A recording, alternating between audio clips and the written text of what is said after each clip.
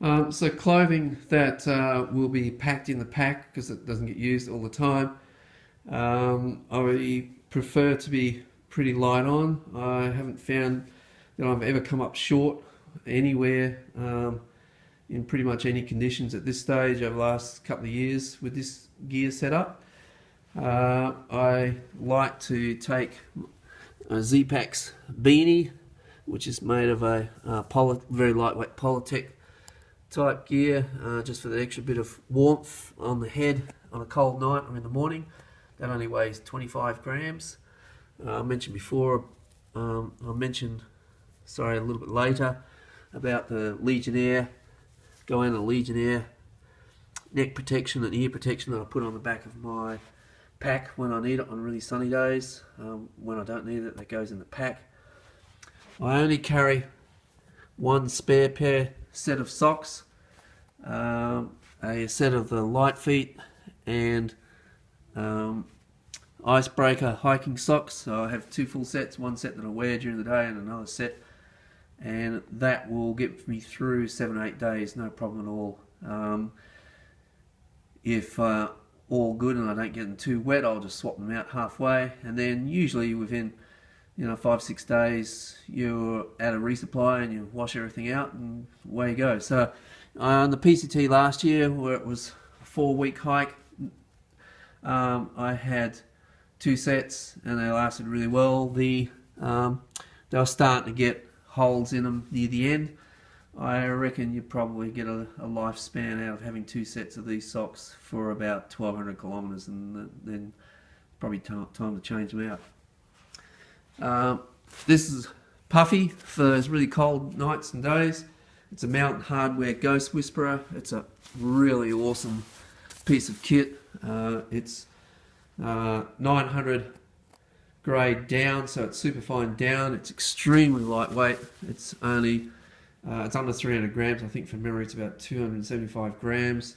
It packs down into its own pocket. It packs down very small, but when the temperatures really plummet, it's a superb piece of equipment in terms of keeping you warm. I got the hooded version.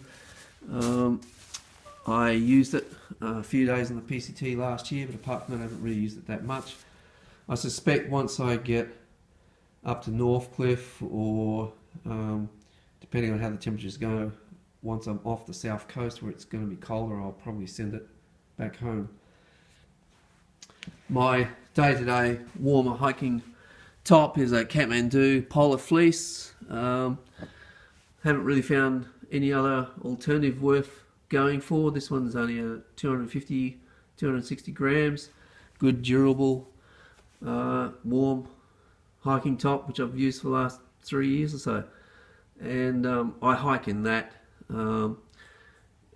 I don't hike, although I know people do hike in Ghost Whisperers. I don't, because I want to protect it and look after it. Some of the internal bafflings get torn with people hiking them, so I only use the Ghost Whisperer when I'm at a camp or a hut. Then in terms of my thermals, I've used Patagonia Expedition Capilene thermals. I did start off using the icebreaker ones, the 200 and 250 merino series, which are really comfortable and nice merino, but the Patagonia got the nod over the last 12 months or so. Both the long tops and the bottoms, because they're lighter. They're pretty much the lightest. Sorry, the lightest thermals I can get at the moment. Depending on how cold it's going to get, I may or may not take these little beauties. These are actually possum down. They come from New Zealand and they're made from possum fur. Possums are a pest over there, so and do get harvested anyway to try and cull them down. And the fur is really, really great in terms of warmth. I only use these in, because they're not real strong, but they're really, really warm. I only use these as sleep socks.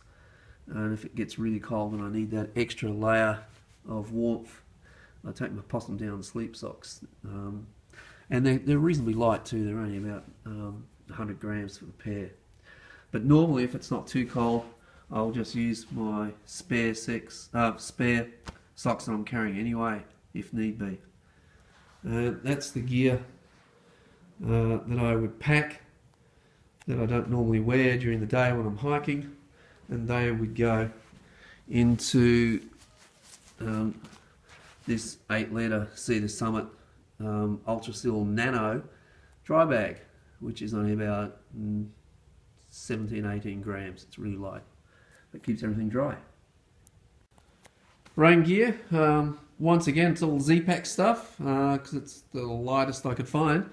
On the south coast, where it's potentially going to be not only rainy but also very windy, particularly along the beach and coastal sections, I've got my Z-Pack's Challenger rain jacket, which I take the whole way, and that also doubles up as a windproof layer, which I put over the top of the Kalamunda polo thermal top when I'm hiking if it's cold and windy. It's really, really comfortable to use that in the States in really, really cold weather, going through snow and stuff in Goat Rock's wilderness. It's a great wind layer as well as a rain layer. Then for extra protection when it's windy and raining, I've got the equivalent Challenger rain pants, which are nice and light. They're only about 160 grams, and they're really very good and effective as well. I use those down on the South Coast track in Tassie. I'll probably, when I send some stuff home from Northcliffe, I'll send them back because I don't think I'll need them for the latter part of my hike. Instead, I'll carry with me this little combo, which I've used in the overland track in Tassie, and it's worked super well. It's a Z-Pack's Cuban fibre rain kilt, and a set of Z-Pack's Challenger rain gaiters. So the combination of the kilt and the gaiters basically does the same job as the pants, but they're a lot more flexible in terms of the use. So they're a lot easier to get on and off. You don't have to take your boots off. They're lighter. The rain kilt, from memory, is only like about 70 grams, 60, 70 grams. And it's really flexible and really easy just to get on and off without removing your boots and shoes. And the combination of the kilt and the gaiters is under normal conditions of rain, where there's not lots and lots of wind sideways, keep you dry, not a problem at all.